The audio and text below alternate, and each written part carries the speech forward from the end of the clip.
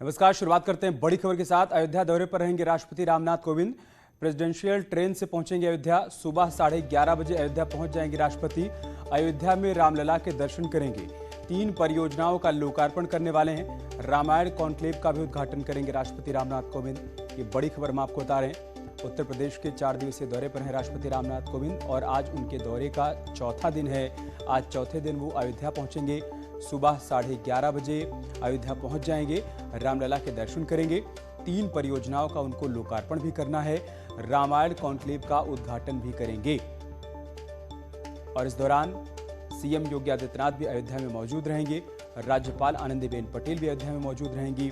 कल अपने दौरे के तीसरे दिन राष्ट्रपति गोरखपुर के दौरे पर थे, जहां पर उन्होंने विश्वविद्यालय की नींव रखी, एक विश्वविद्यालय का लोकार्पण किया, जनसभा को संबोधित भी किया, योगी सरकार के कामकाज की तारीफ की और आज वो अयोध्या के दौरे पर रहने वाले हैं। तो राष्ट्रपति रामनाथ कोविंद आज अयोध्या पहुंच रहे हैं। यहां वो रामलला के दर्शन करेंगे और साथ ही राम मंदिर निर्माण कार्य का जायजा भी लेंगे। इसके अलावा महामहिम रामकथा पार्क भी जाएंगे। राष्ट्रपति के दौरे को लेकर अयोध्या में किस तरह की तैयारियां की गई हैं, आइए आपको दिखाते हैं।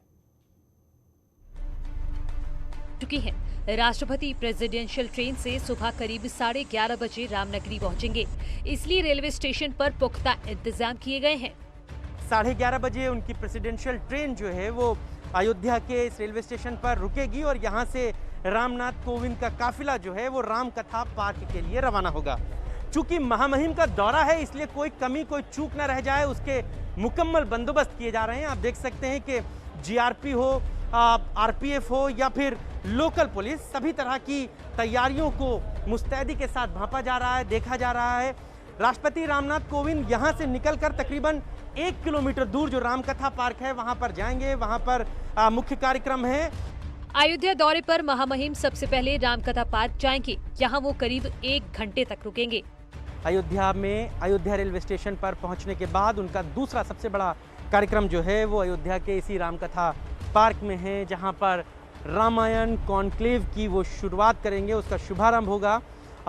इसी स्टेज पर मशहूर लोक गायिका मालिनी अवस्थी का भी कार्यक्रम है, जहां पर रामायण शबरी पर वो गायन प्रस्तुत करेंगी।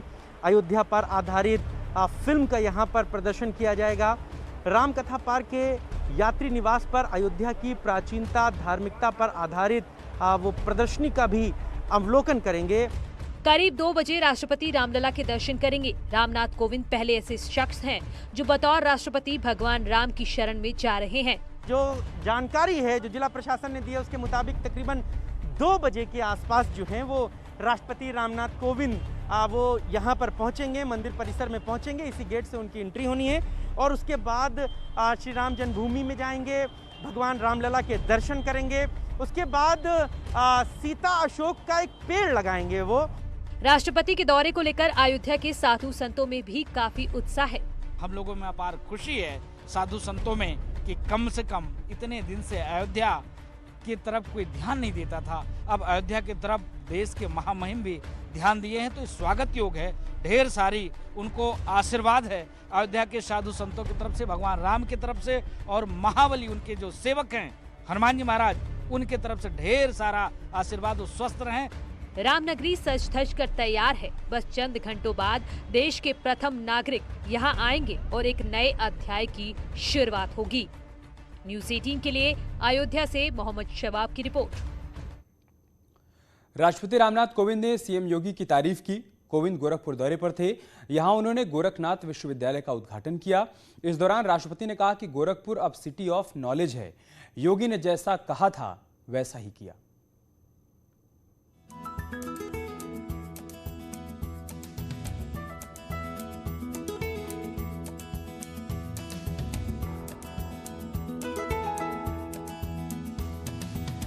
राष्ट्रपति रामनाथ कोविंद शनिवार को गोरखपुर में थे। यहाँ उन्होंने एक विश्वविद्यालय का शिलान्यास किया तो दूसरे का लोकार्पण।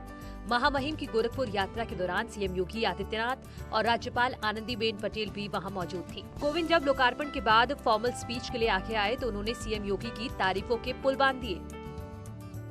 अपनी पिछली गोरखपुर यात्रा जिसका उल्लेख मुख्यमंत्री जी ने भी किया, हमारी राज्यपाल महोदया ने भी किया, पिछली गोरखपुर यात्रा के दौरान जो 10 दिसंबर 2018 को महाराणा प्रताप शिक्षा परिषद के संस्थापक सप्ताह समारोह में मैंने ये विश्वास व्यक्त किया था कि गोरखपुर को सिटी ऑफ नॉलेज के रूप में विकसित करने का लक्ष्य प्राप्त किया जाएगा। मुझे प्रसन्नता इस बात की है कि जो मैंने विश्वास दिसंबर 2018 को व्यक्त किया था, वो मेरा विश्वास आज मुझे सच होता हुआ दिख रहा है। गोरक्षनाथ यूनिवर्सिटी का शिलान्यास राष्ट्रपति ने साल 2018 में किया था और महज 3 साल में यूनिवर्सिटी बनकर तैयार हो गई।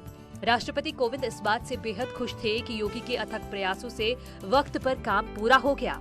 विजिटर बुक में राष्ट्रपति ने लिखा कि इस ज्ञान स्थली और तपोभूमि में महायोगी गोरखनाथ विश्वविद्यालय की स्थापना उच्च शिक्षा के क्षेत्र में समावेशी विकास हेतु एक क्रांतिकारी पहल है, जिसका विशेष लाभ ग्रामीण क्षेत्रों के विद्यार्थियों को प्राप्त होगा। इस क्षेत्र में उच्च शिक्षण की स्तरीय सुविधा उपलब्ध कराने का ये प्रयास आज के युवाओं और भावी पीढ़ियों के लिए वरदान सिद्ध होगा। विश्वविद्यालय के स्वर्णिम भविष्य के लिए मेरी हार्दिक शुभकामनाएं। सीएम योगी आदित्यनाथ जब बोलने के लिए आए तो उन्होंने गोरक्षपीठ की उन बातों को सबके सामने रखा जिसके बारे में कम ही लोग जानते हैं। योगी ने गोरक्षपीठ के गुरुओं के शिक्षा जगत में योगदान की याद दिलाई। साथ ही उन्होंने राष्ट्रपति और राज्यपाल का आभार व्यक्त किया। महाराणा प्रताप शिक्षा परिषद के द्वारा नवसृजित महायोगी गोरखनाथ विश्वविद्यालय का यह उद्घाटन का यह कार्यक्रम माननीय राष्ट्रपति जी के उस उद्घोषणा का ही एक हिस्सा है, जिसमें उन्होंने 2018 में महाराणा प्रताप शिक्षा परिषद के मुख्य समारोह में गोरखपुर के इस प्रतिष्ठित शिक्षा परिषद के शताब्दी महोत्सव के पूर्व गोरखपुर को सिटी ऑफ नॉलेज बनाने का एक संकल्प गोरखपुर वासियों को दिया था। उसी श्रृंखला का हिस्सा महायोगी गोरखनाथ विश्वविद्यालय है।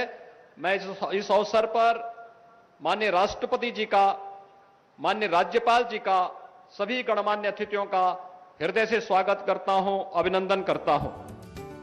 गोरक्षनाथ यूनिवर्सिटी न सिर्फ गोरखपुर बल्कि पूरे पूर्वांचल के लिए शिक्षा का एक बड़ा केंद्र है।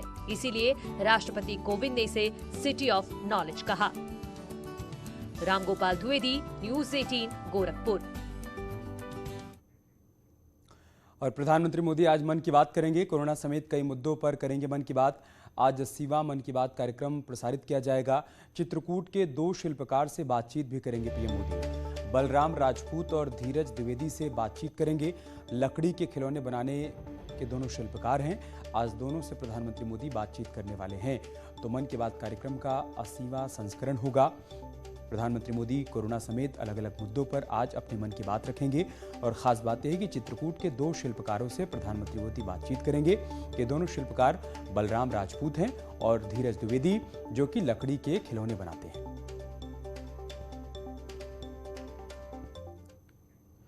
और एक बड़ी खबर गाजियाबाद से है, जहां पर मुठभेड़ हुई है। बच्चा चोरी करने वाले 2 आरोपी गिरफ्तार किए गए हैं। बच्चे को पुलिस ने सकुशल बरामद कर लिया है। मुरादनगर से चोरी हुआ था 3 दिन का बच्चा। करीब 10 घंटे के अंदर पुलिस ने आरोपी को पकड़ लिया है।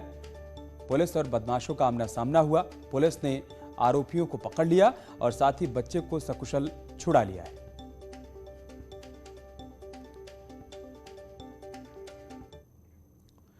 माफिया मुख्तार अंसारी के भाई सिकबतुल्ला अंसारी ने समाजवादी पार्टी की सदस्यता ले ली है। अखिलेश यादव अब पूर्वांचल में मजबूती का दावा कर रहे हैं।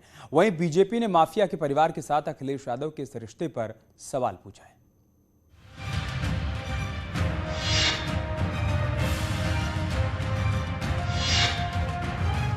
समाजवादी पार्टी का सियासी पहिया चुनाव से पहले घूम रहा है और अखिलेश यादव साइकिल पर सवार होने वालों की संख्या बढ़ाने में जुटे हैं। इस सिलसिले को आगे बढ़ाते हुए पूर्व विधायक सिबकतुल्ला अंसारी समेत उनके कई समर्थकों ने समाजवादी पार्टी की सदस्यता ली। मुझे खुशी है इस बात की कि आज पूर्व विधायक मोहम्मदाबाद गाजीपुर के श्री सिबकतुल्ला अंसारी साहब समाजवादी पार्टी में शामिल हो रहे हैं। मैं पूर्व विधायक जी का और इनके साथ जितने भी सहयोगी साथी आए हैं जिनके पूर्व में प्रदेश के अध्यक्ष जी ने नाम पढ़े हैं, मैं सभी नेताओं का, कार्यकर्ताओं का समाजवादी पार्टी में स्वागत करता हूं, बधाई देता हूं। सबकतुल्ला अंसारी की पहचान पूर्व विधायक होने के साथ साथ माफिया मुख्तार अंसारी के भाई के तौर पर भी है। इसके बावजूद अखिलेश यादव ने न सिर्फ उन्हें पार्टी की सदस्यता दिलाई, बल्कि 2022 में उनके सहारे पूर्वांचल समेत पूरे राज्य में जीत हासिल करने का दम भी भरा। और मुझे उम्मीद है कि आने वाले समय में जो चुनाव होने जा रहा है, आप सब लोगों के आ जाने के बाद न केवल पूर्वांचल में बल्कि पूरे प्रदेश में संदेश जाएगा कि आने वाले समय में एक बार फिर बहुमत की सरकार समाजवादी पार्टी बनाने जा रही है। अखिलेश की मौजूदगी में माफिया मुख्तार अंसारी के भाई की समाजवादी पार्टी में एंट्री हुई तो विपक्ष को हमलावर होने का मौका मिल गया। यूपी बीजेपी ने अपने ऑफिशियल हैंडल से अखिलेश और सबकतुल्ला की तस्वीर शेयर की है और तंज कसते हुए ट्वीट किया। यही है बीजेपी का असली चेहरा। किसी तरह सत्ता हाथ आ जाए, भले ही माफिया मुख्तार अंसारी के परिवार से हाथ मिलाना पड़े, लेकिन उन्हें ये भूलना नहीं चाहिए कि यूपी का मुख्यमंत्री कौन है। ट्वीट के जरिए तंज कसने के साथ ही बीजेपी ने समाजवादी पार्टी के इतिहास पर भी सवाल उठाए हैं। और इन अपराधियों ने अपनी ठिकाना बना रखा है, कभी सपा में कभी बसपा में, और ऐसे ही में अब मुख्तार अंसारी के परिवार को फिर समाजवादी पार्टी अपने यहाँ शामिल कर रही है। समाजवादी पार्टी बिना अपराधियों के एक कदम नहीं चल सकती है। उनकी साइकिल का पहिया अपराधियों के पैडल मारने से ही घूमता है। साइकिल की रफ्तार बढ़ाने के लिए माफिया मुख्तार अंसारी के परिवार से प्यार समाजवादी पार्टी के लिए भविष्य में कितनी मुसीबत बढ़ाएगा, ये तो कहा नहीं जा सकता। मगर अखिलेश यादव सरकार की नाकामियां गिनाकर अपनी कामयाबी का ख्वाब जरूर देख रहे हैं। यहाँ पर जितने साथी बैठे हैं वो सब जानते हैं कि सरकार में किस तरीके से अन्याय हो रहा है, किस तरीके से किसानों के साथ भेदभाव हुआ है, नौजवानों को नौकरी रोजगार नहीं, व्यापारी बर्बाद हो गए, और कोरोना और कोविड के नाम पर जो मदद होनी चाहिए थी, जब सबसे ज्यादा मदद की जरूरत थी, तब गरीब जनता को अनाज छोड़ दिया भारतीय जनता पार्टी की सरकार ने। चुनाव नजदीक है, लिहाजा तमाम राजनीतिक दल अपनी अपनी ताकत बढ़ाने की कसरत में जुटे हैं। मगर समाजवादी पार्टी में माफिया के भाई की एंट्री के बाद सियासी विवाद बढ़ गया है। अब सवाल इसी बात का है कि इस पूरे विवाद को अखिलेश यादव और उनकी पार्टी कैसे हैंडल करेगी। Bureau report, news 18। और अब बात करते हैं एक और बड़ी खबर के। यूपी में रिकॉर्ड तोड़ वैक्सीनेशन हुआ है। एक दिन में 30 लाख से ज्यादा टीके लगाए गए हैं। यूपी में अब तक 7 करोड़ से ज्यादा लोगों को वैक्सीन लगाई जा चुकी है और इसके साथ ही एक नया कीर्तिमान भी रचा गया है। एक दिन में 30 लाख से ज्यादा लोगों को टीके लगाए गए हैं। बड़ी उपलब्धि उत्तर प्रदेश के नाम। वैक्सीनेशन अभियान में यूपी नंबर 1 साबित हो रहा है। एक दिन में जहां 30 लाख टीके लगाए गए, वहीं उत्तर प्रदेश में अब तक 7 करोड़ से ज्यादा लोगों को वैक्सीन लगाई जा चुकी है।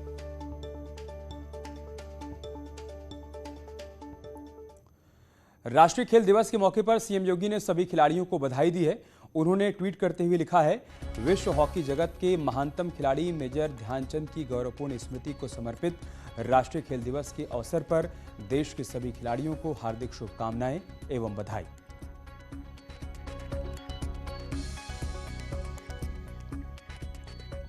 महाराजगंज के ठठुबारी नौतनवा रोड पर पड़ियाताल के पास पानी की तेज धार में बहा पुल, बाइक के साथ बहा बाइक सवार।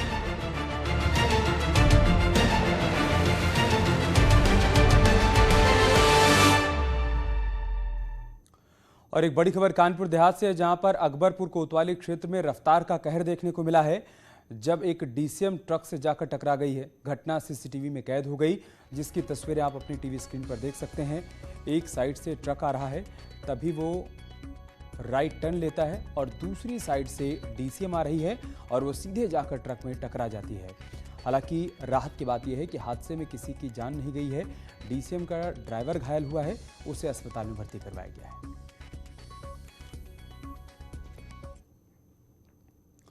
कानपुर के गोवर्धनपुरवा में धर्म परिवर्तन कराने की कोशिश का मामला सामने आया है। एक युवक ने आरोप लगाया है कि दूसरे समुदाय के युवक ने उसकी बहन को प्यार के जाल में फंसा लिया और घर से उठा ले जाने की धमकी दी। इसको लेकर युवक ने आरोपी के खिलाफ शिकायत दर्ज करवाई, तो पुलिस ने कार्रवाई करते हुए आरोपी को गिरफ्तार कर लिया।